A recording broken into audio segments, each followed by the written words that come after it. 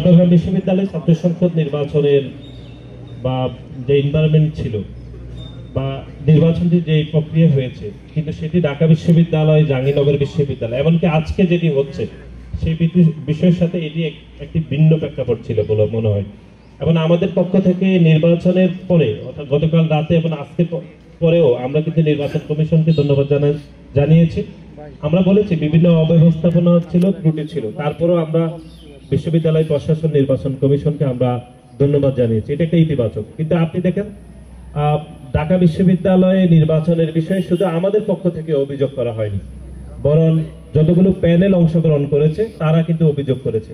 এমনকি জাহাঙ্গীরনগর বিশ্ববিদ্যালয়ের ছাত্র দলের বাহিরেও আরো 6টি প্যানেল কিন্তু তারা ভোট বর্জন করেছে। সুতরাং এটি আমাদের একা ছাত্র দলের পক্ষ থেকে একা দাবি ছিল না যে নির্বাচন সেখানে গ্রহণযোগ্য ছিল না, এটি অন্যদেরও দাবি ছিল, যেটি ঢাকা বিশ্ববিদ্যালয়, জাহাঙ্গীরনগর বিশ্ববিদ্যালয়, এমনকি আজকে রাজশাহী বিশ্ববিদ্যালয়ের নির্বাচন যেটি হচ্ছে।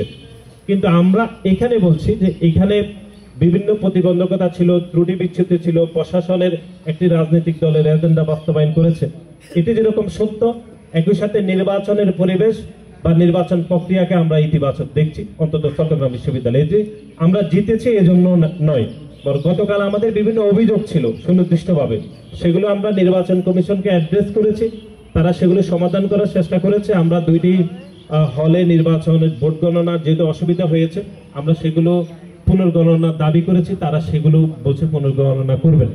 আমরা মনে করি যে চট্টগ্রাম বিশ্ববিদ্যালয় প্রশাসন এটিকে সর্বাত্মকভাবে একটি ভালো নির্বাচন করার জন্য তারা পরিশ্রম করেছেন। হয়তো ত্রুটি বিচ্যুত ছিল, আমি মনে করি আগামীতে যেন এগুলো না থাকে সেজন্য বিশ্ববিদ্যালয় প্রশাসন যাবতীয় ব্যবস্থা গ্রহণ করবে।